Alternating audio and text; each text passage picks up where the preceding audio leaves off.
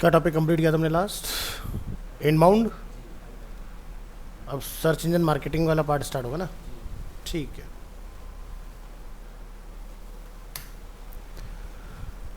इसको हम बोलते हैं SEM, search engine marketing.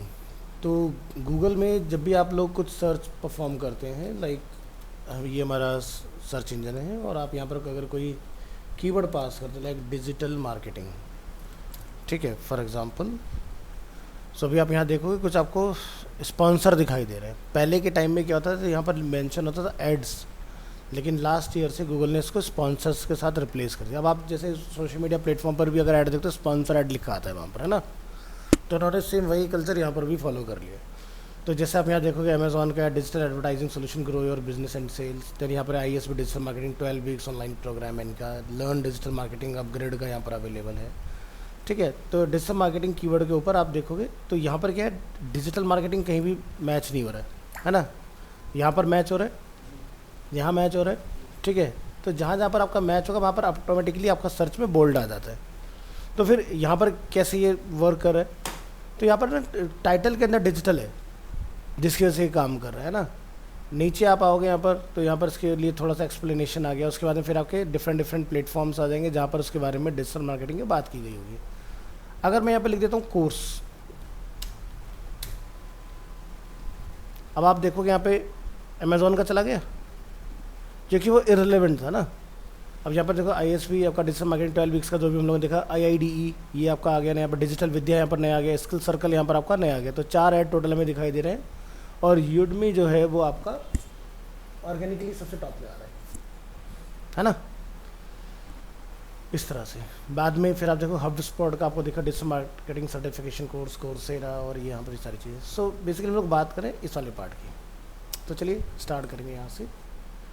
So pay per click ads and search engines, जिसको हम लोग शॉर्ट में बोलते हैं PPC। सो इंडिविजुअल्स और businesses can buy ad space from search engines to display their ads in the search results. These sponsor ads appear along with the natural or organic search result. The search engine is then paid every time a user click the ad, ठीक है। तो होता क्या है कि जब भी आपका यहाँ पर कोई क्लिक होगा तो एक X अमाउंट आपसे चार्ज किया जाता है इसके अगेंस्ट, कि भाई हो सकता है आपने इसके लिए 20 रुपीज़ पे कर रखा हो सकता है 30 रुपीज़ पे कर रखा हो आपने इसके लिए, भाई विलिंग टू पे। मैं अगर कोई डिजिटल मार्केटिंग कोर्स को सर्च करे तो मैं टॉप पर हूँ और मैं इतना रेडी हूँ पे करने के लिए। सो यहाँ पर इसका हम लोग पूरा मैकेनिज़्म समझेंगे जब ये हमारा थ्योरेटिकल पार्ट कंप्लीट होगा कि किस तरह से यहाँ पर ये 4 जो हम लोग देख रहे हैं एड्स काम करते हैं और क्या जो सबसे टॉप में आता है वो सबसे ज़्यादा पे करता है। क्योंकि लोगों के अंदर एक बहुत बड़ा मिथ है कि भाई जो टॉप में होता है वो सबसे ज़्यादा पे करता है, ठीक है। तो ये सारी टेक्निकलिटीज़ आपको क्लियर हो जाएंगी। सो यहाँ पर हम लोग देखेंगे importance of keywords in PPC। तो कीवर्ड्स क्या है? Digital marketing course. तो डिजिटल मार्केटिंग जहाँ जहाँ पर मैच हो रहा है, देखो जैसे यहाँ पर पूरा एग्जैक्ट मैच हुआ, यहाँ पर एग्जैक्ट मैच हुआ, यहाँ पर एग्जैक्ट मैच हुआ, यहाँ पर आप देखोगे इस तरह से। So you should keep following points in light when choosing keywords for a web marketing campaign. So जैसे कि फोकस ऑन गुड फ्रेज। तो ये डिजिटल अगर लिख रहे हैं, this is a keyword, 1 word, marketing 2 word, digital marketing course is a phrase, ठीक है। सो इसको हम लोग बोलते हैं लॉन्ग ट्रेल कीवर्ड, ठीक है।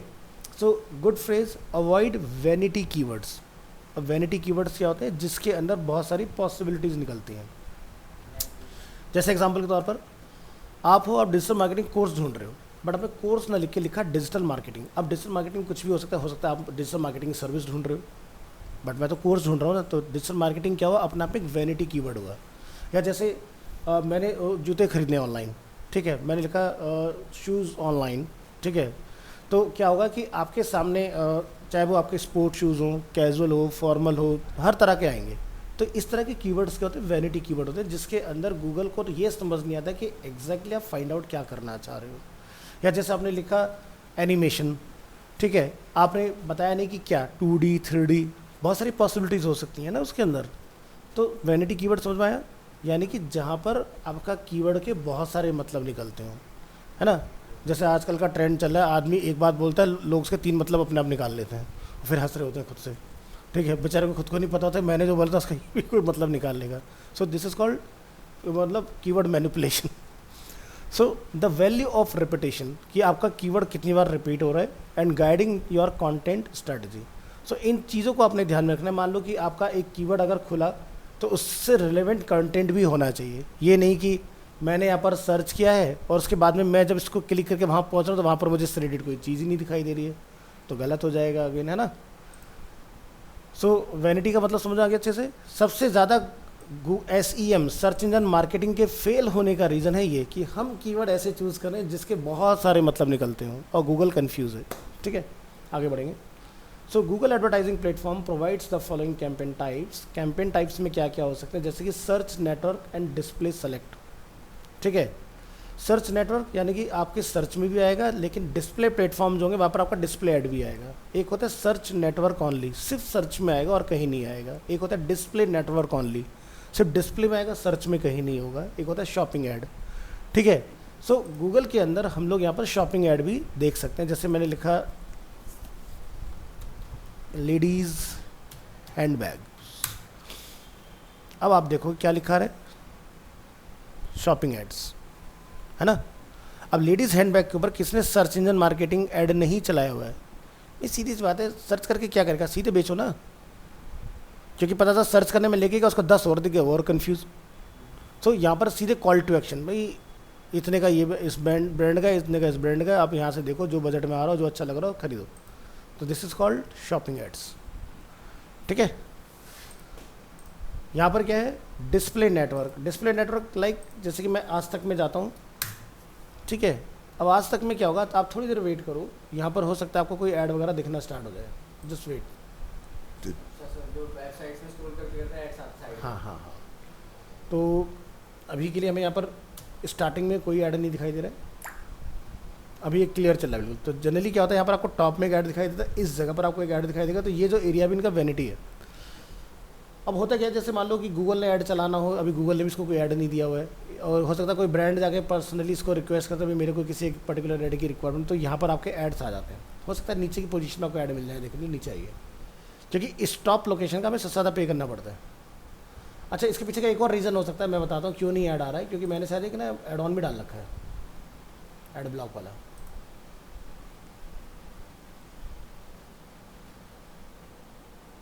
मैंने उसको बोला मुझे,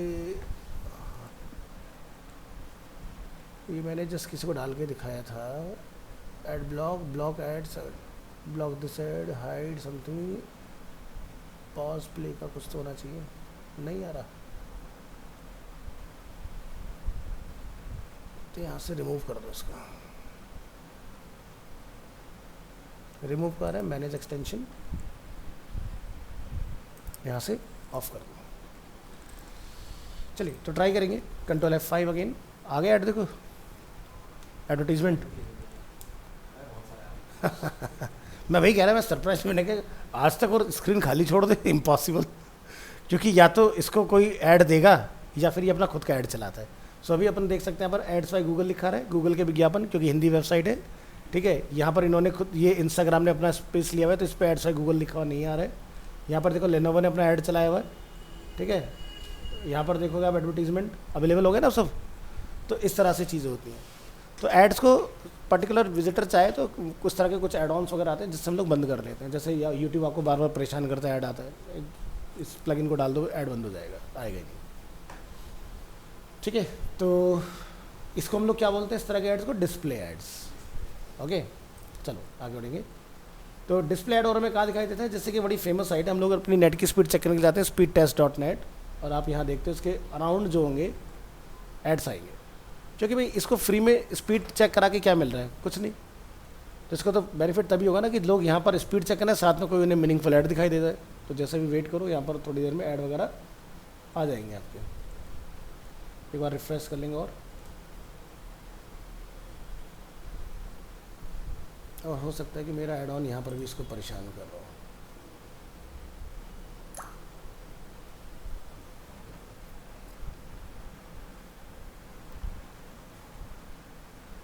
गूगल क्रोम एक्सेस फिलहाल नहीं है।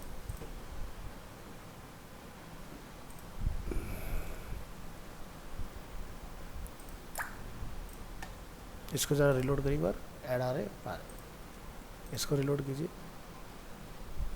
ऐड तो है यहाँ पर नीचे, देखो यहाँ पर दिखाई दे रहा है हमें कुकीज़ वगैरह का, आगे ना ऐड, तो ये चीज़, तो यहाँ भी आप देखोगे एड्स हमारे पास अवेलेबल है इस तरह से। लिफ्टहांसा फ्लाइट का ऐड हमें यहाँ पर देखने के लिए मिल रहा है। तो जैसे आप रिलोड करेंगे अगेन आपका चेंज है। तो इस तरह के जो आपके बैनर बेस, इमेज बेस जो ऐड होते हैं, इनको बोलते हैं हम लोग डिस्प्ले ऐड। ओके, ऑलराइट, तो ये समझ में आ गया।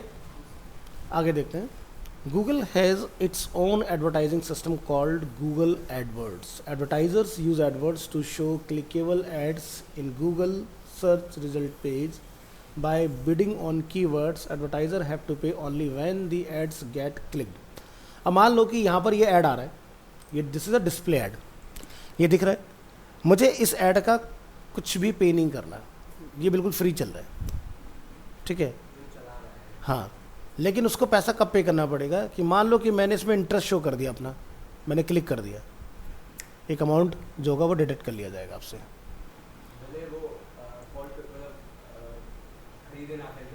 हाँ,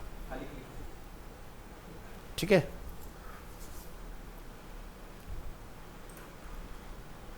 सो methods to bid, one is CPC जिसको बोलते हैं कॉस्ट पर क्लिक, यानी कि यहाँ पर ये ऐड दिख रहा है, कोई दिक्कत नहीं है, बंदे ने क्लिक करा तो चार्ज आपसे डिडक्ट होगा। दूसरा क्या है, कॉस्ट पर एक्विजिशन मेथड। इसमें क्या होता है CPA के अंदर कि मान लो कि भाई आपका ये दिख रहा है तो भी आपसे पैसा काट लिया जाएगा, ठीक है।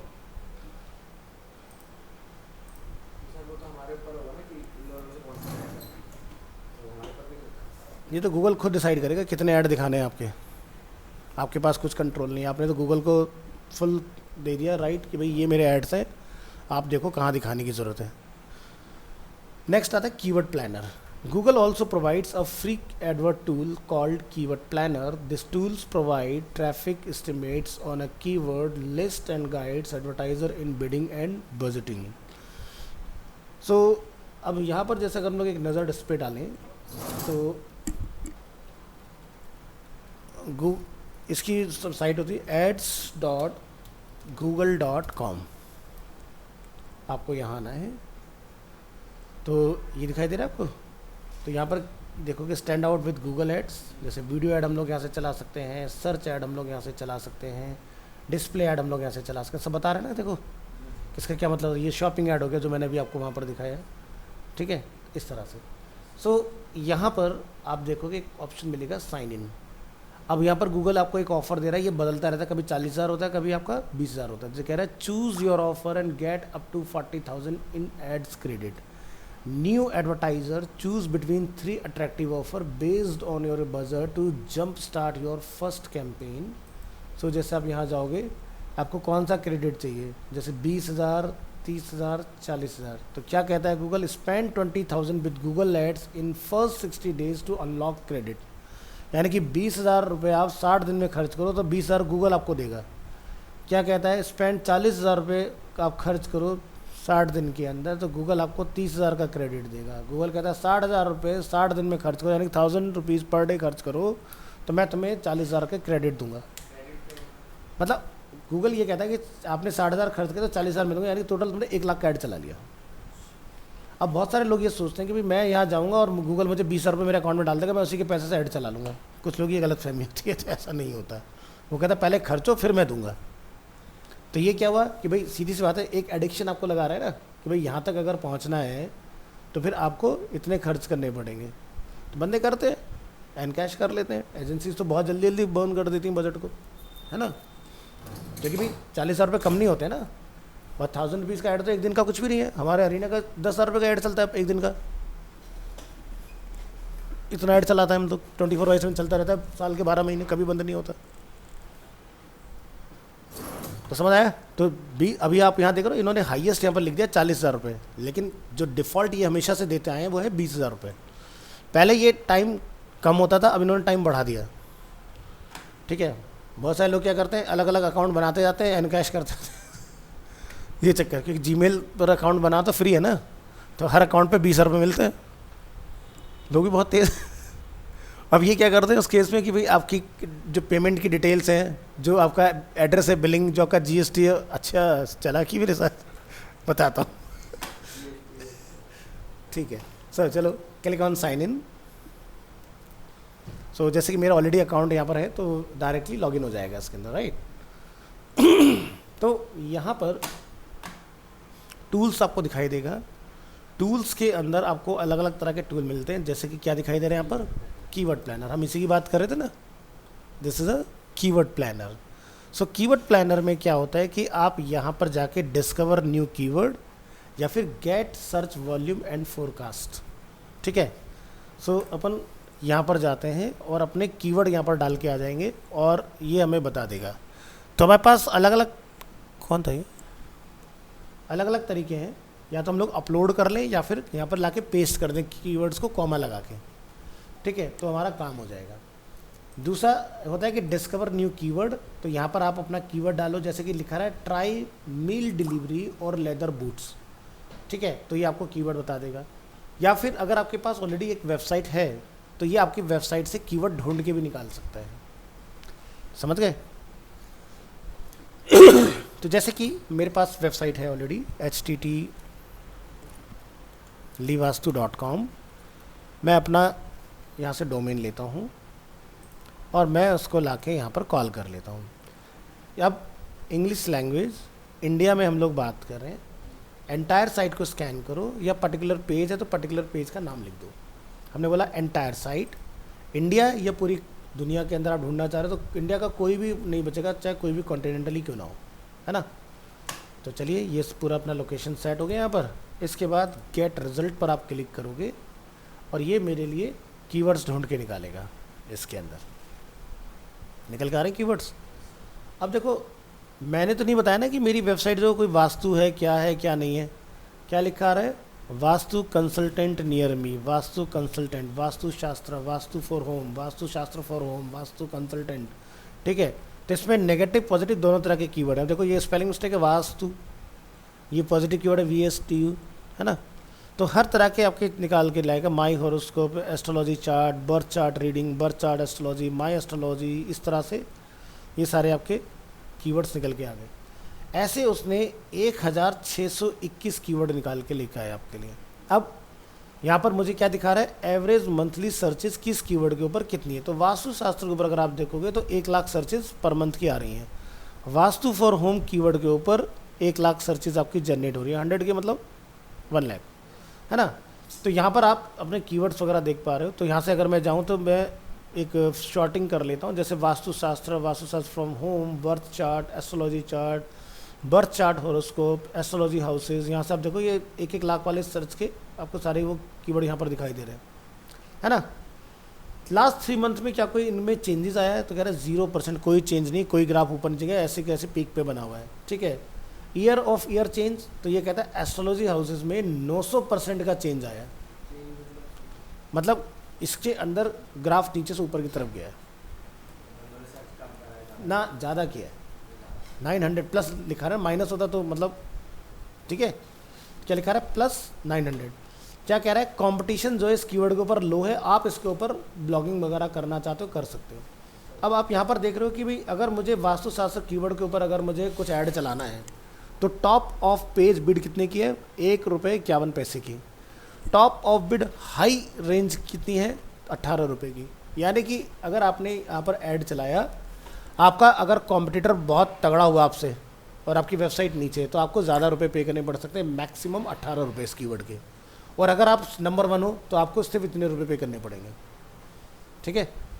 तो यहाँ पर अगर देखा जाए तो मिनिमम आपका ₹1.5 कटेगा पर क्लिक का, और मैक्सिमम आपका ₹18.34 एक क्लिक पर कट जाएंगे अगर आपकी वेबसाइट सर्च हो जाती है, ठीक है। किसी ने लिखा वास्तु कंसल्टेंसी इन इंडिया और आपकी वेबसाइट अगर ऊपर आ गई और लोगों ने इसको क्लिक कर दिया तो आपके पैसे इतने गए पर क्लिक के हिसाब से। अब सीधी सी बात है, ऐड लोग क्यों चलाते हैं भाई, टॉप पर आने के लिए, ताकि लोग उसको क्लिक करें। तो भाई हम लोग विलिंग टू पे हैं, तभी तो हम लोग ऐड चला रहे हैं, तो चलता है, लोग देते हैं यहाँ पर। जैसे यहाँ आप देखोगे इस कीवर्ड के ऊपर, बर्थ चार्ट के ऊपर, यहाँ पर आप देखोगे 84 पैसे से लेके ₹1.68 तक का यहाँ पर हमें दिखाई दे रहा है। तो इस तरह से कीवर्ड्स निकलते हैं, समझ आया।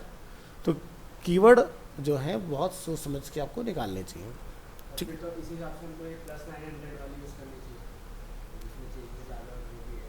चेंजेस है, लेकिन आप बाकी को तो नहीं छोड़ सकते ना। वो सब सर्चेज जो जनरेट हो रही है, बाकी सब पे भी तो 1 लाख लोगों की सर्चेज बन रही है ना। तो देखो वास्तुशास्त्र तो मेन कीवर्ड हो गया ना आज की डेट में। देखा जाए मॉडर्न उसमें जितने भी आर्किटेक्ट जो हैं वो सब वास्तु फ्रेंडली घर बना रहे हैं। तो आर्किटेक्ट को तो वास्तु एक्सपर्ट की रिक्वायरमेंट है कि भाई मान लो कि अगर वो कोई नक्शा बना रहे हैं, एक होता आर्किटेक्ट ने अपने हिसाब से लेआउट देखा और बना दिया, बट क्या वो डिज़ाइन वास्तु फ्रेंडली है कि नहीं है, पता चला कल को उसके कुछ कॉन्सिक्वेंसेज हो गए, आपने वॉशरूम गलत डायरेक्शन बना दिया, आपकी किचन गलत डायरेक्शन में हो गई, है ना। तो इसलिए क्या होता है, एक एक्सपर्ट साथ में आर्किटेक्ट आर्किटेक्ट में रखते हैं कि भाई साइट प्लान जब हो तो उसके अंदर वास्तु फ्रेंडली, वास्तु कंप्लाइंस उसके अंदर जरूर। आज के बड़े बड़े बिल्डर्स जो मल्टी फ्लोर अपार्टमेंट्स बनाते हैं सब में वास्तु कंप्लाइंस का ध्यान रखा जाता है। नहीं तो क्या होगा कि कल को मान लो कोई समझदार बंदा आ गया, आपके यहाँ टेबल पे मीटिंग चल रही है, 4 लोग और बैठ के यहाँ ले रहे हैं, भाई आपका तो वास्तु गलत है। कल को अगर मैं आपकी बिल्डिंग में घर खरीद लेता हूँ तो मेरे को भाई से बहुत सारे इश्यूज़ हैं, क्योंकि आज के डेट में आधे से ज़्यादा जो हेल्थ इश्यूज़ हैं या आधे से ज़्यादा लोग जो कैंसर की बीमारी से परेशान हैं इंडिया के अंदर, वो वास्तु की वजह से हैं। क्योंकि आपका जनरली टॉयलेट जो होता है वो गलत डायरेक्शन में होता है, जिसकी वजह से आपको दिक्कतें आती हैं। और जिसका गलत डायरेक्शन में टॉयलेट और किचन होगा, सबसे बड़ी जो प्रॉब्लम घर के अंदर किसी एक सदस्य को आएगी वो आएगी कैंसर की बीमारी। तो हम सोचते हैं अब बंदा जो होता है, जो बीमार होता है, जो ऑन बेड होगा, वो कहेगा यार मैंने ना गुटखा खाया, ना तम्बाकू खाया, ना बीड़ी पी, ना सिगरेट पिया, ना मैंने कभी अल्कोहल कंज्यूम किया, मेरे साथ ऐसा क्यों हो रहा है। तो उसके पीछे ये सारे रीज़न है। सो पिछले कुछ टाइम में अगर आप देखोगे तो वास्तु के ऊपर बहुत ज़्यादा आपको चीज़ें दिखनी स्टार्ट हो गई हैं। क्योंकि वास्तु भी देखो अपने आप में अलग पढ़ाई, क्योंकि कहते हैं ना कि मैथोलॉजिक उसमें अगर आप देखोगे तो विश्वकर्मा जो है वो वास्तु एक्सपर्ट ही तो थे भाई। पहले के ज़माने में जो राजा महाराजा के जो महल वगैरह बनते थे वो सारे वही थे विश्वकर्मा। और जब भी कोई घर वगैरह बनता है तो विश्वकर्मा की पूजा की जाती है ना। तो विश्वकर्मा दिवस जब मनाया जाता है उस दिन हम लोग क्या करते हैं, अपने टूल्स की, औजारों की अपनी पूजा करते हैं। बड़ी बड़ी फैक्ट्रियों के अंदर क्या होता है, वही सब चीज़ें होती हैं। मानते सब है अंदर ही अंदर, लेकिन कुछ लोग एक्सप्रेस करते हैं, कुछ लोग अपना इंटरेस्ट उसमें एक्सप्रेस नहीं करते हैं सारी चीज़ें। एनीवेज, तो आपको समझ में आया यहाँ से कीवर्ड्स का सारा गेम कैसे हम लोग निकालते हैं, किस कंट्री में हम लोग चला रहे हैं।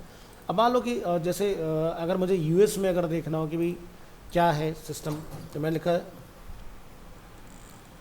यूनाइटेड स्टेट, ठीक है। तो आप यहाँ देखोगे रीच जो है यहाँ पर वो इतना ज़्यादा रीच आपको यहाँ पर देखने के लिए मिल रहा है। इंडिया अगर हम लोग यहाँ चूज़ कर रहे हैं तो आप इंडिया कंट्री के अंदर देखोगे आपकी रीच यहाँ पर ये है ना भाई। इंडिया पॉपुलेशन वाइज ज़्यादा है तो आपको यहाँ पर नंबर ऑफ़ वो भी ज़्यादा दिखाई देंगे। यूनाइटेड किंगडम में अगर हम लोग जाते हैं तो आपको यहाँ पर देखने मिलता है। तो आप देखोगे यूके का जो टेरिटरी है यूएस से थोड़ा छोटा है, तो आपको वहाँ पर कम देखने को मिलेगा। तो आप अलग अलग जगह पर देख सकते हो कि हमारे इस वास्तु कीवर्ड के ऊपर कोई कहाँ पर कितनी ऑडियंस अवेलेबल है, कितने लोग सर्च कर रहे हैं, या कितने लोगों तक हमारी रीच बन रही है ना।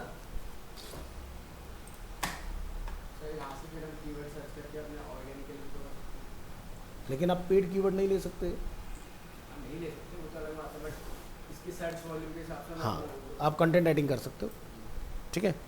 तो जिस पर लिखा आता है हाई, कि देखो यहाँ पर अगर मैं कंपटीशन अगर सर्च करूँ तो हाई वाले भी आपको दिखाई देंगे, आ रहे ना हाई यहाँ पर। तो यहाँ देखो personalize astrology birth chart book, इस पर क्या है, हाई है, ठीक है। अब हाई का मतलब ये हुआ कि आप अगर इस पर एसईओ करने जाओगे तो आप कुछ नहीं निकाल पाओगे, आप नीचे ही आओगे हमेशा, क्योंकि कुछ लोग हैं जो बिल्कुल टॉप पर पहुंच चुके हैं। सो हमेशा लो और मीडियम के अंदर ही एसईओ करना चाहिए, हाई के ऊपर कभी नहीं करना चाहिए, कोई फ़ायदा नहीं है। अब जैसे आज की डेट में अगर मैं यहाँ पर जाके लिख दूँ कि भाई अरीना एनिमेशन, ठीक है, या Arena multimedia.com and click on get results, ठीक है।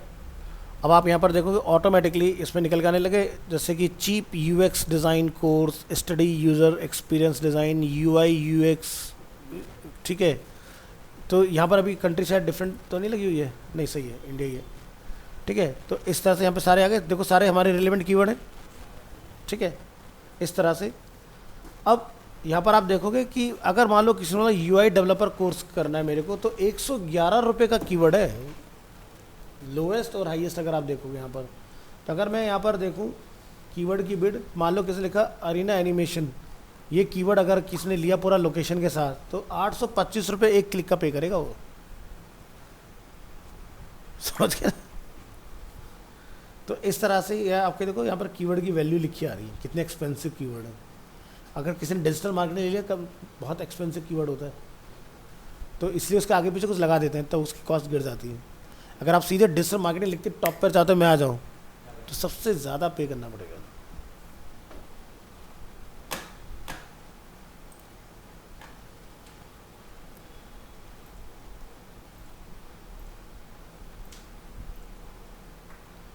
चलो ये आपने देख लिया, कीवर्ड प्लानर हम लोगों ने देखा कैसे काम करता है। तो जैसे गूगल का है वैसे याहू का भी आता है, जेमिनी इसको हम लोग बोलते हैं। Yahoo provides innovative and powerful ad solutions. Advertiser can use Yahoo to create the following ads: Yahoo, Gemini, native ads, audience ads and premium ads.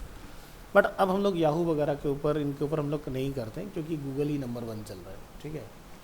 So create effective search and display ads में an effective search ad is based on the best keyword list and several other checks. The following describe them. Ad text should be based on the keyword. मतलब जो आपका keyword है, आपका title भी उसी से relevant होना चाहिए और जिसके अंदर टेक्स्ट आप लिख रहे हैं वो भी उसी से रिलेवेंट होना चाहिए। Landing page should be what the ad text is. पता चला यूज़र ने सर्च किया graphic design course, graphic design title पे लिखा भी आ रहा है, लेकिन जब मैं क्लिक करके अंदर गया तो वहाँ पर वो दिख ही नहीं रहा, तो गलत हो गया ना। तो क्या होगा, आपका क्लिक का पैसा भी चला गया, यूज़र बाउंस कर गया, आपको क्या मिला, कुछ नहीं, है ना। फिर क्या, देखो अगर आप लोग रिसर्च उठा के देखें मार्केट की ना, तो आज की डेट में क्या है ना कि डिजिटल मार्केटिंग ऐसी चीज़ है कि हर तीसरा चौथा बंदा कर रहा है। अब कहते हैं ना आधा अधूरा ज्ञान बड़ा खतरनाक होता है।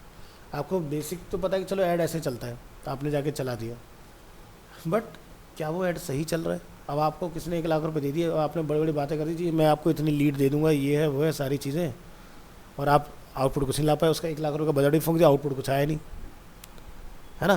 भाई सीधी सी बात है, एक बंदे को खुशी तभी तो होगी कि भाई 1 लाख रुपये अगर वो लगा रहा है तो कम से कम 10 लाख का बिजनेस जनरेट हो, तो उसको लगेगा भाई हाँ कुछ हुआ। लेकिन उसके लिए वो देखा जाए तो वो भी बहुत बड़ा अमाउंट है, कम नहीं है। 1 लाख के अगेंस्ट अगर 10 लाख का बिजनेस आ रहा है, तो मैं तो ये एक्सपेक्ट करूँगा अगर मैं 1 लाख रुपए लगा रहा हूँ तो कम से कम 1 करोड़ का मेरा बिजनेस बनना चाहिए उससे।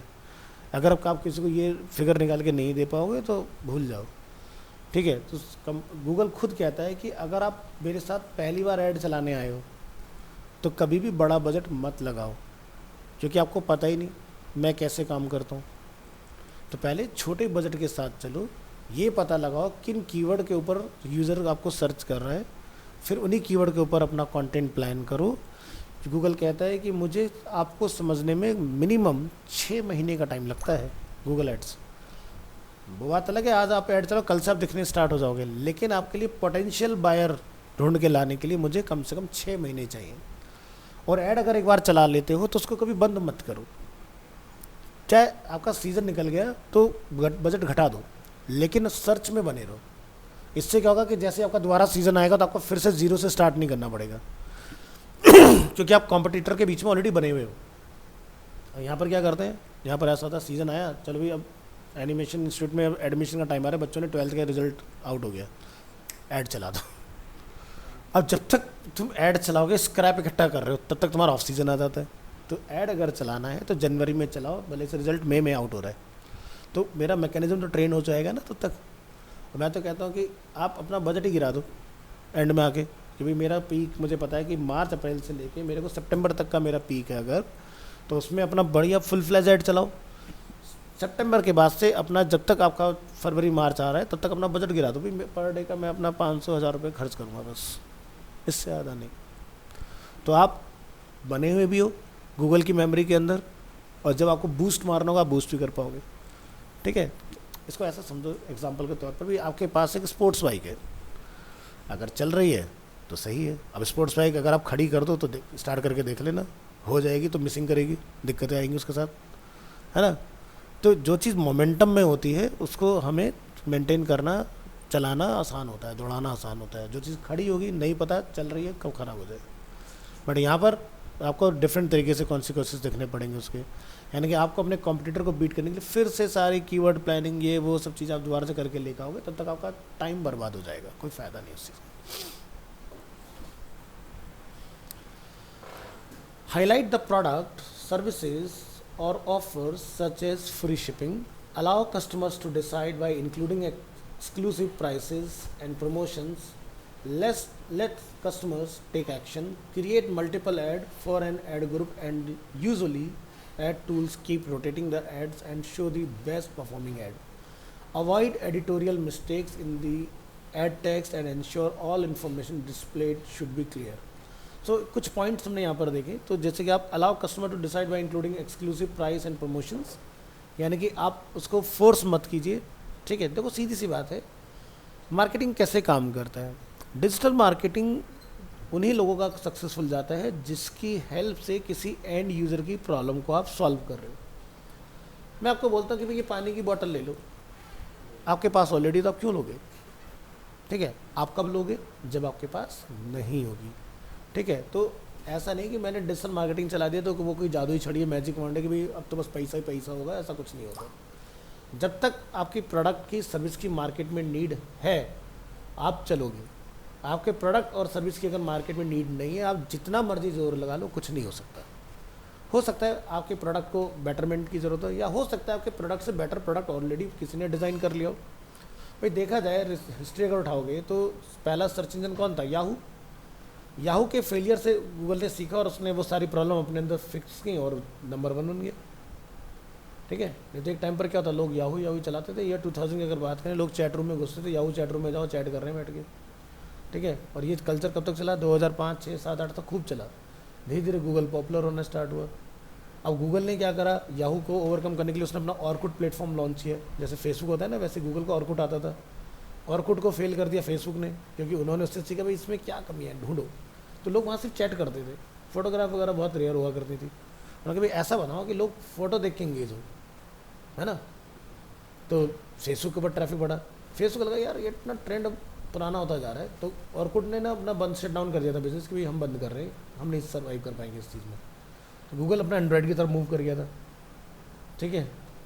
उसने ये नहीं कि भाई इधर बंद करा तो लॉस में जा रहा है, कंपनी बंद हो जाएगी, नहीं। उसने एक अपना विंग बंद करा, उन्होंने कहा एंड्रॉइड पर दिमाग लगाओ, ठीक है। तो उसने एंड्रॉइड पर दिमाग लगाने से पहले क्या करा, विंडो जैसे आती है ना माइक्रोसॉफ्ट की, उसने ऐसा ही ओएस बनाया है गूगल ने। अब वो लॉन्च करने वाला था तो जो माइक्रोसॉफ्ट है उसने क्या बोला कि भाई मैं ख़त्म हो जाऊँगा। उसने क्या बोला, रातों रात प्रेस कॉन्फ्रेंस करके आज से विंडो फ्री। अब गूगल की प्लानिंग फिर से फेल हो गई। तो गूगल ने कहा भाई फेल तो नहीं होंगे, उन्होंने बोला एंड्रॉइड बनाओ, ये सारा जो रिसर्च है एंड्रॉइड की तरफ डाइवर्ट करो, और वो बन गया दुनिया का नंबर 1, ठीक है। 2008-9 में ही एप्पल आया और तभी आपका ये आया। ऐसा नहीं एप्पल पहले से एप्पल था, लेकिन फ़ोन उसका तब आया। तो जैसे अगर हम लोग सर्च करें आईफोन फर्स्ट,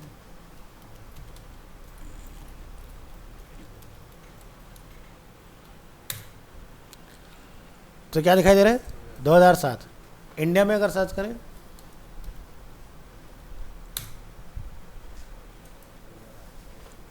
तो रिसर्च हमारी पूरी है, कौन सी कंपनी ने कब काम स्टार्ट किया, और यही दौर था। अब जैसे एंड्रॉयड अगर हम लोग सर्च करें,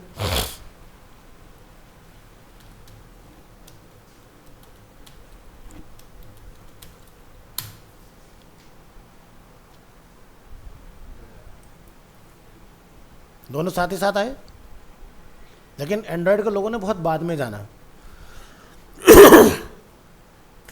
वो दौर था 12-13 का, ठीक है, क्योंकि नोकिया इंडिया का नंबर 1 हुआ करता था, है ना। हर बंदे की जेब में नोकिया होता, उसकी एक टोन बड़ी फेमस थी, तो सबकी पॉकेट में वो हुआ करता था। तो उसका जो एंड आया वो तकरीबन जाके आया आपका 2010 के बाद, उसका मतलब पतन स्टार्ट हो चुका था। फ़ोन बड़े एक्सक्लूसिव बनाते थे वो बड़े, और जैसे आज की डेट में लोग आईफोन की प्री बुकिंग कराते हैं ना, वैसे नोकिया की N95 the most expensive phone इन 2009-10 45,000। आप सोचो कि आज की डेट में कितना एक्सपेंसिव, अगर हम लोग वो देखें इन्फ्लेमेशन आज का, कहाँ उसकी कॉस्ट आती है। लोगों ने ख़रीदा। मैंने खुद नोकिया का फ़ोन आता था 5800 एक्सप्रेस म्यूज़िक, ठीक है। वो फ़ोन 20,000 रुपये का मैंने ख़रीदा था 2009 में, ठीक है। फिर मैंने 2013 में दुनिया का सबसे एक्सपेंसिव फ़ोन ख़रीदा, सैमसंग का गैलेक्सी S4, ठीक है, क्योंकि सैमसंग दैट टाइम आईफोन से भी एक्सपेंसिव था। ठीक है, और उसके अंदर वो फीचर्स है जो आईफोन में तो कभी हो ही नहीं सकते थे। तो चीज़ें आप देख रहे हो कैसे कैसे चली हैं, लेकिन बस वही था कि सिमियन फ़ोन के अंदर यूज़र वही कर सकता था जो मैंने तुम्हें दिया। आपके पास फ्रीडम क्या है कि बस आप अपने गाने डाल लो, डिलीट कर लो, नए डाल लो, डिलीट कर लो, वीडियो डाल लो थोड़ी बहुत, अगर अच्छा फ़ोन है तो दैट्स इट। एंड्रॉयड फ़ोन क्या है, लाइक अ कंप्यूटर, मेरे को जो सॉफ्टवेयर डालना मैं डाल सकता हूँ, जिसको हम लोग एप्लीकेशन बोलते हैं फ़ोन के अंदर। तो जहाँ यूज़र को ऑप्शन मिलेगा वो तुम्हें चेंज कर ही देगा। अगर यूज़र के पास कोई चॉइस नहीं होगी तो मजबूरी है उसका तुम्हारे साथ चलना। वो लोगों की मजबूरी को ये समझते थे ये मेरा लॉयल कस्टमर है, नहीं भाई, अगर वो तुम्हारे लॉयल होते तुम्हें छोड़ के थोड़ी ना जाते। तो वो लोग क्यों चले गए, क्योंकि उन्हें कुछ बेहतर मिला तुमसे। तो जहाँ पर बेटरमेंट मिलेगा लोग चलेंगे आगे। तो वही मैंने बोला डिजिटल मार्केटिंग क्या है कि किन की मार्केटिंग कामयाब हो जाती है, किन की नहीं होती। देखो मार्केटिंग में स्ट्रेटेजी अपना एक अलग रोल प्ले करता है, लेकिन अल्टीमेटली आप यूज़र को वो सब चीज़ें करके थमा क्या रहे हो उसके हाथ में, प्रोडक्ट या सर्विस। अगर आपकी प्रोडक्ट और सर्विस में अगर दम नहीं होगा तो यूज़र को आज तो आप बेवकूफ़ बना दो, दोबारा रिटर्न नहीं कर पाओगे उसको। तो सीधी सी बात है, आप बीमार होते हो डॉक्टर के पास जाते हो, आपको वो फिक्स कर देता है, हील कर देता है, ठीक हो जाते हो आप एक हफ्ते के अंदर। तो आप क्या करोगे, आंख बंद करके दोबारा वहीं जाओगे। अब उसने ठीक ही नहीं कर पाया होगा, तुम्हें दूसरे डॉक्टर के पास जाना पड़ेगा, तो तुम जाओगे क्या उसके पास, नहीं जाओगे ना। तो सिंपल सा फंडा है। तो जो हमारी ट्रेडिशनल चीज़ें हैं वही हमारी डिजिटल में भी काम करती हैं। बट डिजिटल के थ्रू क्या है कि भाई मुझे ये पता है, ट्रेडिशनल मार्केटिंग मुझे ये नहीं पता होता है कि भाई मान लो मैंने एक लीफलेट पैम्पलेट डिस्ट्रीब्यूट किए लोकल में, तो उसकी क्या ट्रैकिंग है कि भाई जो इस बंदे को मैंने भेजा था डिस्प्ले, आप बीइंग ए बिजनेस ओनर आप हो सकता है आप चले जाओ, बट 90% लोग नहीं जाते। वो किसी बंदे को हायर करते हैं, भाई 400-500 दिहाड़ी पकड़ाओ, लाओ जाओ पेपर बांट के आ जाओ। वो बांट के आया, नाले में डाल के आया, मुझे क्या पता। आप खुश भी मेरे 1000 बन गए इस महीने, तो मैंने एक अंदाज़ा लगा लिया भाई इतना तो धंधा आएगा ही आएगा, और पता चला वो 1000 पेपर वो नाले में डाल के आ गए। तुम कह रहे यार कॉल नहीं आ रही कोई भी, भाई तूने पेपर कहाँ बांटे थे? जी मैं तो बांट दिए थे। उस तो वो तो मेरी दिहाड़ी मजदूर था ना, तो लेकर अपना चला गया। आपने देखा होगा कई बार अगर आप कार में या उसमें बस में अगर जा रहे हो तो एक बंदा ट्रैफिक सिग्नल पे ऐसे बिजनेस कार्ड फेंक रहा होता है सबकी गाड़ियों के आगे, है ना। उसको क्या है, गड्डी ख़त्म करनी है, आज का उसका टारगेट है। अब गाड़ी वाला उठा के बाहर फेंक दे उसको, है ना। तो ट्रेडिशनल मार्केटिंग में क्या है, हम ट्रैक नहीं कर सकते कन्वर्जन। अब डिजिटल में क्या है, कितनी स्क्रीन पर गया, कितने लोगों ने देखा, किस एज ग्रुप ने देखा, सब पता होता है ना। ये सीधी सी बात है, हमें एज ग्रुप कैसे पता चलता है कि मेल ने देखा फीमेल ने देखा? जब आप किसी डिवाइस को चलाते हो, चाहे आईफोन हो या एंड्रॉयड हो, ईमेल आईडी लगती है, नाम पता चल गया, नाम से सिस्टम पता लगा था मेल है कि फीमेल है, आपकी पूरी प्रोफाइल बनी होती है, आपकी एज क्या है, आपकी ईमेल क्या है, सब कुछ उसमें होता है। तो मुझे ये सब पता लग जाता है कि कितने मेल ने देखा, कितने फीमेल ने देखा, कितने अदर्स जेंडर ने देखा, सारी चीज़ों की मेरे पास रिपोर्ट है। तो इससे मुझे ये पता चला कि भाई कितने लोगों तक मेरा ऐड गया, कितने लोगों ने ऐड देख जाने के बाद में उसके ऊपर क्लिक किया, और क्लिक करने के बाद वो कहाँ तक गए, तो मेरे पास पूरा रिकॉर्ड है ना। तो मुझे ये पता है कि भाई मैंने अगर गूगल को 1000 रुपये दिए तो गूगल ने मुझे 1000 रुपये में 1 लाख लोगों तक पहुँचाया, एग्जाम्पल के तौर पर। सो डिजिटल मार्केटिंग इसलिए पॉपुलर हो गया ट्रेडिशनल मार्केटिंग के कंपैरेटिवली। तो क्या सिर्फ डिजिटल ही रहेगा आने वाले टाइम में? नहीं, मार्केटिंग दोनों ही रहेंगी, ट्रेडिशनल भी और डिजिटल भी। डिजिटल का अपना अलग रोल है, ट्रेडिशनल का अपना अलग रोल है। देखो दोनों ही मार्केटिंग जब एक साथ आती है ना तो बज़ क्रिएट करती हैं। अगर आप सिर्फ एक जगह दिख रहे हो ऐसे ही कोई होगा, आप 10 जगह दिख रहे हो है, कोई तो बात है बंदे में जो हर जगह दिख रहा है ना। हम तो ट्रेडिशनल यूज करते हैं।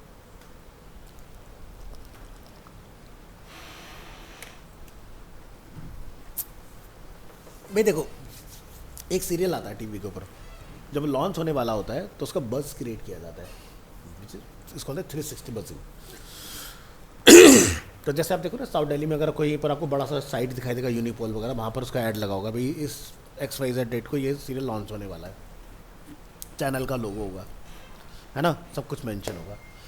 टीवी जब आप देख रहे हो तो आपका उस टीवी प्रोग्राम के अंदर भी उस प्रोग्राम का प्रमोशन, भाई ऐसे ऐसे वो आ रहा है मैं तो देखूंगी या देखूंगा, इस तरह से करते हैं ना जो एक्टर एक्ट्रेस होते हैं। या फिर जो ऐड आता है उसके बीच में दिखाते हैं भाई ये हमारा नया प्रोग्राम लॉन्च होने जा रहा है, इस तरह से। सो जब आप 10 बार देखते हो ना तो आप एक कॉल टू एक्शन क्रिएट करते हो, लोगों के दिमाग में क्यूरियोसिटी पैदा करके आते हो कि भाई चलो एक बार तो देखते हैं क्या है। अच्छा लग गया तो बढ़िया एंड कैश करोगे आप, नहीं अच्छा लगा तो आपको पता चल जाएगा भाई क्या रिस्पॉन्स आ रहा है। तो बहुत सारे टीवी के ऊपर ऐसे सीरियल्स रहे हैं जो ख़त्म नहीं हुए, बीच में ऑफ एयर चले गए। सीधी सी बात है यार, देखो मैं डायरेक्टर हूँ, मैं शूट कर रहा हूँ, सारी चीज़ें कर रहा हूँ, जो एक्टर है वो पर बंदा लाख लाख रुपए पर डे का चार्ज कर रहा है मेरे से, तो मैं कहाँ से दूंगा भाई? मेरा कंटेंट बिकेगा तभी तो मैं तुम्हें दूंगा, जब मेरा कंटेंट बिकेगा ही नहीं तो मैं तुम्हें कैसे दे दूंगा? तो होता क्या है कि जैसे आप एक डायरेक्टर, आप एक प्रोग्राम बना रहे हो तो आप चैनल के पास आते हो, भाई मैं ऐसा कोई प्रोग्राम बना रहा हूँ, खरीदोगे? भाई सोनी पर कुछ दिखाया जा रहा है या कलर्स पे कुछ दिखाया जा रहा है, तो ये क्या है?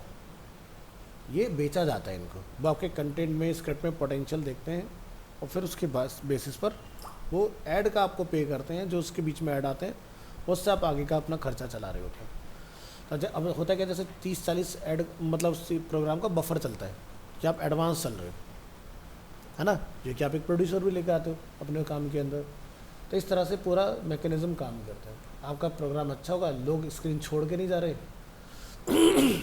तो उसके ऊपर ऐड आते हैं तो लोग उसको भी देखेंगे। बट टीवी का क्रेज़ धीरे धीरे लोगों में कम होता जा रहा है, वो घर के अंदर जो बड़े बूढ़े लोग हैं वही देख रहे होते हैं, अदरवाइज कुछ नहीं। तो नोटिस क्या होगा, तो टीवी के ऊपर ना, टीवी चल रहा होता है तो उसके ऊपर एक रैंडम पैटर्न आता रहता है इधर उधर, कुछ नंबर्स देखते हो, कोड नंबर से इधर उधर चलते हैं, कभी सोचा वो क्या होता है? तो वो हाँ, वो हर बार जगह बदलता रहता है, एक ही जगह पर नहीं आता कभी भी। तो वही उसी कोड से हम पता लगाते हैं कि मान लो कि कल को तुमने अपना टीवी रिकॉर्ड करके मेरा कंटेंट जो कहीं पर लाइव कर दिया यूट्यूब वगैरह के ऊपर, तो मुझे ये पता चल जाए किस टीवी से ये काम हुआ है। भाई तुम्हारे घर में टाटा स्काई लगा होगा या एयरटेल लगा होगा, कोई भी डिश टीवी होगा या भाई केबल ही कनेक्शन क्यों ना हो, तो आपने अपने कुछ तो डॉक्यूमेंटेशन दिया होगा, बस मुझे पता चल जाएगा भाई ये कोड किसका है। मैं उससे पूछूंगा आपके केबल वाले से, जी इसका है, पकड़ लिया मैंने तुम्हें 2 मिनट में। और दूसरा, उसी कोड से पता चलती है टीआरपी कि कितनी जगह पर मेरे बनाए कोड चल रहे हैं, भाई इस प्रोग्राम की इतनी टीआरपी जा रही है। कुछ लोग अपने मुंह से कहते हैं न्यूज़ चैनल में जाकर इंडिया का नंबर 1 न्यूज़ चैनल आज तक सब नंबर 1 है, तो भाई नंबर 2 पे कौन है? तो कुछ बोल के अपना वो क्रिएट करते हैं। मैं सीधी सी बात है, देखो आपके घर में ये होगा कि अगर आपके घर में कोई टीवी पर न्यूज़ देखता होगा तो वो एक ही चैनल की न्यूज़ देखना पसंद करता होगा, तो वो ऑटोमेटिकली उसको सोचता है कि ये नंबर 1 बोल रहा है तो यही नंबर 1 है, क्योंकि दूसरे जाके कभी देखता नहीं। गलती से चैनल चेंज कर वो भी अपने आपको नंबर 1 बोल रहे हैं, तो भाई 2 वाला कौन है ये तो बताओ? क्योंकि ये लोग ना साइकोलॉजिकली खेलते हैं। भाई रिसर्च है ना, जैसे मैंने तुम्हें एक बताया कि भाई तुम्हारे घर में जो बंदे न्यूज़ देख रहा है उसी पे देखना पसंद करेगा, वो दूसरे पे जाएगा नहीं। तो जो इसका उसको एक बार कंटेंट अच्छा लगा वहीं देखेगा, तो भाई इतने नंबर लगाओ इस पर, ये वाला चैनल अपना आ रहा है, हाँ, तो वो नंबर 1 है उसके दिमाग में।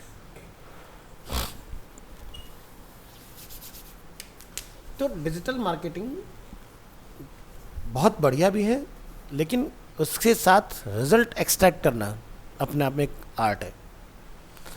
देखो अगर आपके ऐड से एंड यूज़र का प्रॉब्लम अगर सॉल्व नहीं हो रहा है ना, तो आपके ऐड चलाने का कोई फ़ायदा नहीं है। ऐड से कोई प्रॉब्लम ज़रूर सॉल्व होना चाहिए। आपका ऐड हमेशा आपको बढ़िया आउटपुट देगा।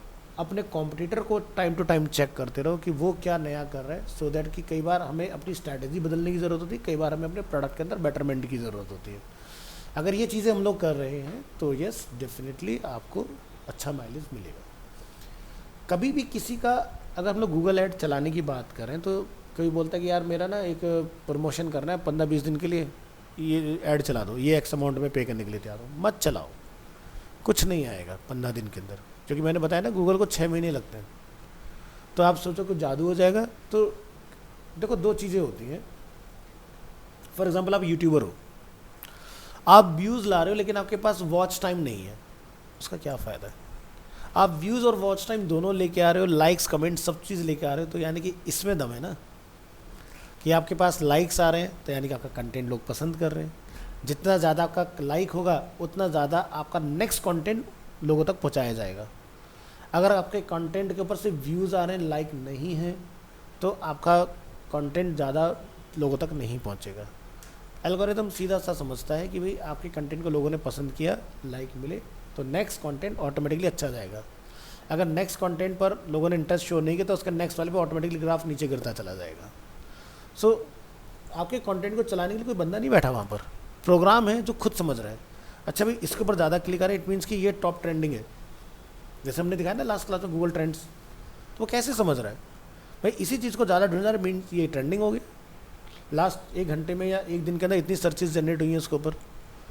तो देखते ना जैसे कई बार क्या होता है कि एक बहुत ही बेसिक सा मैंने किसी का वीडियो बना लिया बच्चे का, जैसे कोई तोतला बच्चा बोल रहे हैं ना, लेकिन लोगों को पसंद आ गया है ना, तो वो क्या हो गया वायरल हो गया। जैसे एक पाकिस्तान का बहुत यहाँ पर वो है फेमस एक वो बना था, पार्टी हो रही है, तो वो लड़की का बोलने का जो तरीका था पारी हो रही है, तो वो थोड़ा सा कुछ डिफरेंट था, यूनिक था, और भाई साहब उसके ऊपर गाने बन गए, उसके ऊपर फिल्म स्टार्स ने एक्टर्स ने मीम्स ये वो दुनिया जान के।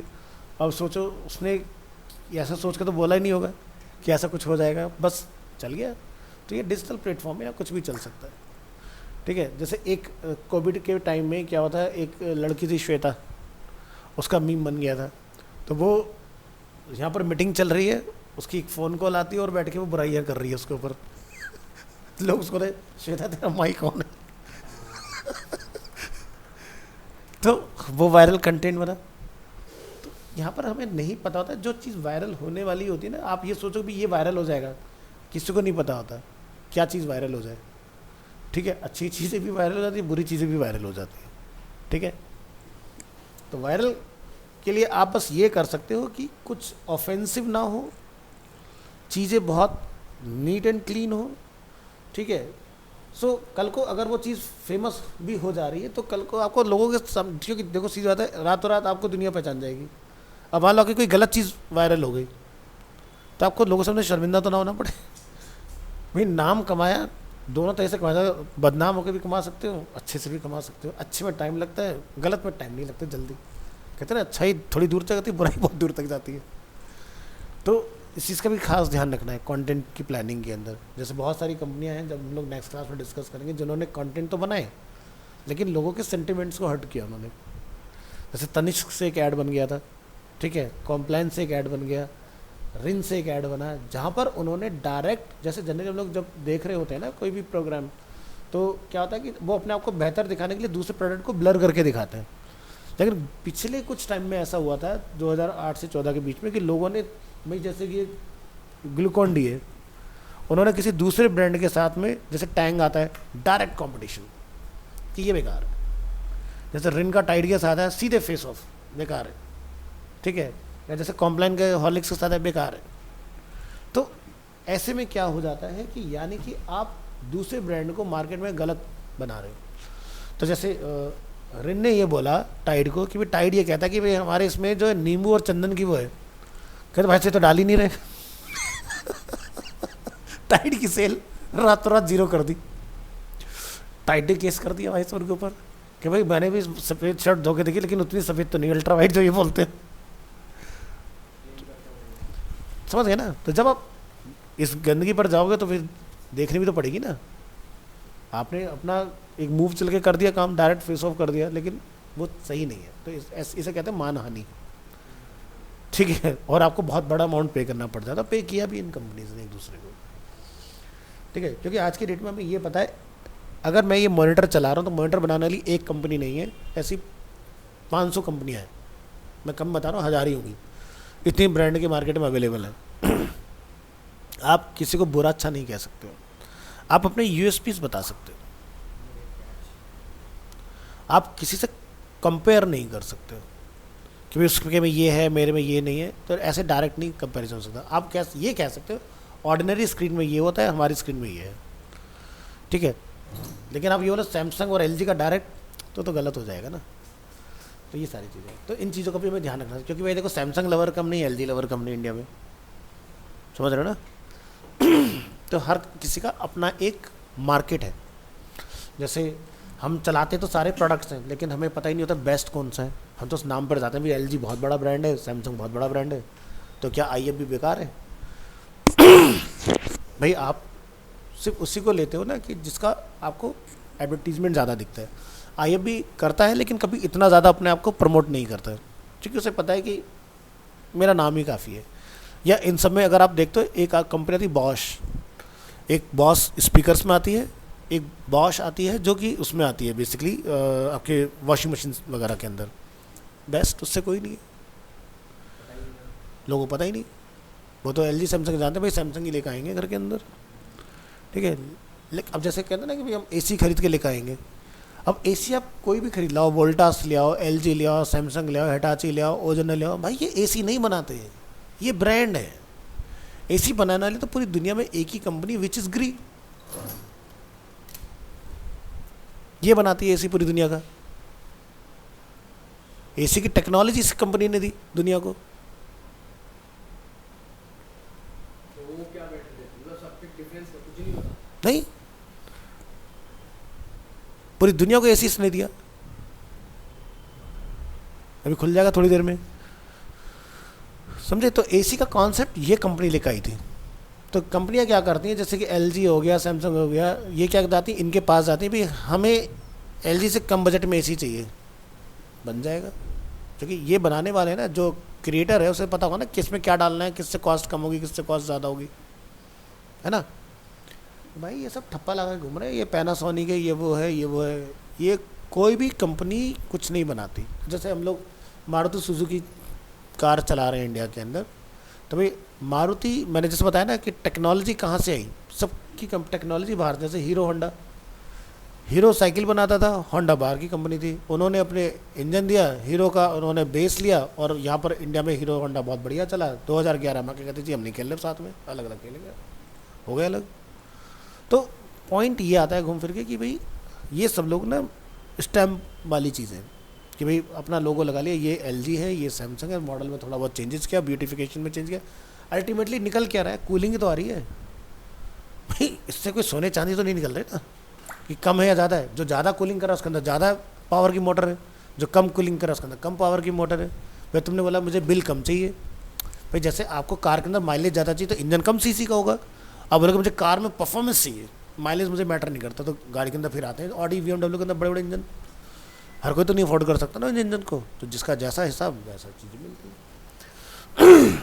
तो पॉइंट ये है कि हर कोई ब्रांड बना रहा है, चीज़ें बनाने वाले ओईएम मैन्युफैक्चरर्स होते हैं। जैसे इंडिया के अंदर सबसे बड़े जो ओईएम मैन्युफैक्चरर हैं वो हैं यूनो मिंडा।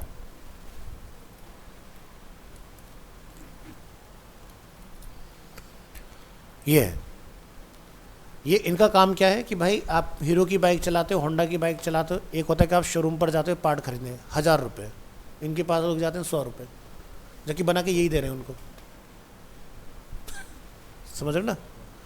तो ये डिफरेंस आता है।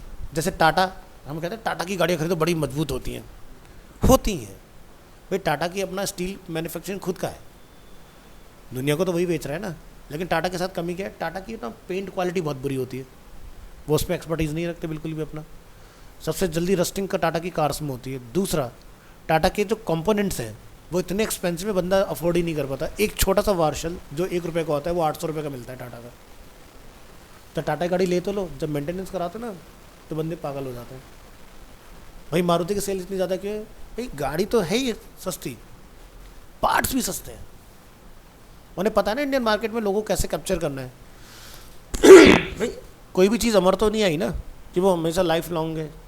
भाई हर किसी चीज़ की अपनी लाइफ है, ख़राब होगा तो मतलब जब बंदे को लगवाना पड़े तो सस्ता तो हो। और जैसे इन्वर्टर इसी की टेक्नोलॉजी है, बिल कम आता है, बट जब वो ख़राब होता है तो जितना बचत नहीं करता उतने ज़्यादा पैसे ले जाता है। तो उसका तरीका क्या है कि भाई आपकी पॉकेट पर लोड ना बढ़े, भाई एएमसी कराओ हर महीने 3-4 हज़ार रुपये की, तो अगर सर्विस होगी वो भी कंपनी करेगी, ख़राब हो गया वो भी कंपनी का सर, मेरा टेंशन फ्री। अब मान लो तुमने 4 साल एसी चलाया, 5 साल में एसी ख़राब हो गया, तो उसका खाली पीसी भी 15,000 रुपये का है। तो 15,000 रुपये जहाँ मैंने ज़्यादा पे करके एसी खरीदा जो कि नॉन रिपेयरेबल है, या रिपेयर हो भी गया तो उसका मुझे नहीं पता सही कितने दिन चलेगा या नहीं चलेगा, उससे बेटर तो फिर ट्रेडिशनली था ना भाई, जो मैं घर पैसे पे कर रहा हूँ, जो मैंने बचाया वो मुझे उधर पे करना, उससे अच्छा बिल में पे कर लो बिजली के। तो इसलिए जो बड़ी बड़ी कंपनीज़ हैं एमएनसी से, वो इन्वर्टर एसी नहीं खरीदती। ये तो घरों में चलता है इन्वर्टर एसी, कंपनियों को पता भी है मेरा तो दिन रात चलना है, तो इसलिए इन्वर्टर छोड़ो नॉर्मल एसी लगाओ। समझ गए। तो सिस्टम सबके अपने अलग अलग हैं। तो नेक्स्ट क्लास में और इसको थोड़ा सा डिटेल में समझेंगे चीज़ों का कि मार्केटिंग कैसे लोगों को इन्फ्लुएंस करता है, क्या की कंपोनेंट्स हैं जिनको हमें समझने की ज़रूरत है। देखो मार्केटिंग, डिजिटल मार्केटिंग सीखना और डिजिटल मार्केटिंग करना दोनों बहुत डिफरेंस है। अगर आपका माइंड सेल्स वाला नहीं है तो आप डिजिटल मार्केटिंग नहीं कर सकते। अल्टीमेटली आप, जैसे एक होता है ना नॉर्मल सेल्स पर्सन कि डोर टू डोर जाके करता है, वही तो काम आप कर रहे हो, आप फ़ोन टू फ़ोन जाके कर रहे हो सेल, बट आप बेच ही नहीं पा रहे चीज़ें, तो कंपनी आपको दोबारा थोड़ी ना बोलेगी भाई मेरा कैंपेन चला दो, मना कर देगी ना। तो पहली चीज़ ये कि लोग सोचते कैसे हैं, एंड यूज़र, जब तक एंड यूज़र का माइंड सेट नहीं समझोगे तब तक आपका डिजिटल मार्केटिंग कैंपेन सक्सेसफुल नहीं होगा। तो पहली चीज़ कि एंड यूज़र को क्या चाहिए, क्या जिसके लिए आप कैंपेन चलाने जा रहे हो वो प्रोडक्ट रिक्वायरमेंट फुलफिल करेगा। भाई जैसे एग्जांपल के लिए अगर मुझे कोई डिजिटल मार्केटिंग कैंपेन मिले तो मैं उसको नहीं लेता, मुझे पहले ये पता होना चाहिए आपके प्रोडक्ट में दम कितना है। मुझे पता है कल को भी मैं तुम्हें बोलूँ जी मैं ₹1,00,000 लूँगा, तुम्हारा ऐड में चला देता हूँ, आउटपुट में तुम्हारा जीरो नहीं निकाल पा रहा, उसके अंदर फ़ायदा क्या? तो मैं अपना पोर्टफोलियो क्यों खराब करूँ तुम्हारे प्रोडक्ट के लिए?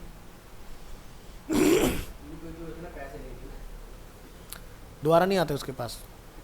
तो इसलिए जब हम किसी कंपनी के पास बैठते हैं ना, तो वो कहते हैं सर आज तक आपने कितने ब्रांड के लिए काम किया? जी मैंने 100 के लिए काम किया। 100 का कन्वर्जन क्या निकाला? तभी तो मैं समझदार आदमी को तभी तो तुम्हें दूंगा। तुम बताओगे जी इतना, मैं तुम्हारी फिगर चेक कर लूँगा जी, मुझे उस साल की अगर तुमने काम किया तो मुझे फिगर दिखाओ। फंस गए तुम। बोलने में और प्रैक्टिकलिटी में फ़र्क होता है। तो बड़ी कंपनियां ऐसे काम नहीं करती कि वर्बल कम्युनिकेशन के ऊपर कोई वो नहीं, ठीक है, रिपोर्ट्स दिखाओ। कोर्ट में जब जाते हो आप कितना बोलते रहो, जज साहब मैंने कुछ नहीं किया, जज साहब कहेंगे सबूत दिखाओ तुमने कुछ नहीं किया। अगर है तो ठीक है तुम बेकसूर हो, नहीं तो जी तुम चाहे सही क्यों ना हो, तुमने नहीं किया लेकिन तुम्हारे अगेंस्ट है तो तुम जाओगे अंदर। समझ रहे हो ना?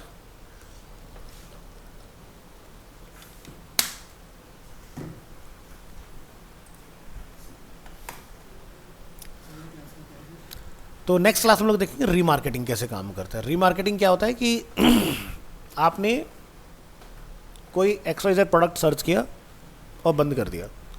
अब क्या होता है कि आप किसी भी प्लेटफॉर्म पे जाते हो, वो प्रोडक्ट आपको दिखना स्टार्ट हो जाता है। This is called remarketing, retargeting. यानी कि बंदा आया, जैसे एग्जांपल है, समझो कि अरीना में एक बच्चा आया, उसने कोर्स इंक्वायर किया लेकिन एडमिशन नहीं लिया। भाई अगर वो आया था तो इंटरेस्ट तो था उसका, करना था उसने। अब ना करने के पीछे दो रीज़न हो सकते हैं, या तो मुझसे अच्छा कोई उसको बता रहा है, या फिर उसका बजट जो है वो मेरे से मैच नहीं कर रहा है। दो ही तो रीज़न होंगे, ठीक है। बाकी और क्या रीज़न हो सकते हैं इन दो के अलावा? डिस्टेंस इशू हो सकता है कि भाई नाम सुन के वो यहाँ तक तो आ गया, ईस्ट दिल्ली से साउथ दिल्ली तक, लेकिन उसने देखा यार आने जाने में बड़ा टाइम लगेगा, सारी चीज़ें। तो ऐसे केस को कैसे कन्वर्ट किया जाए?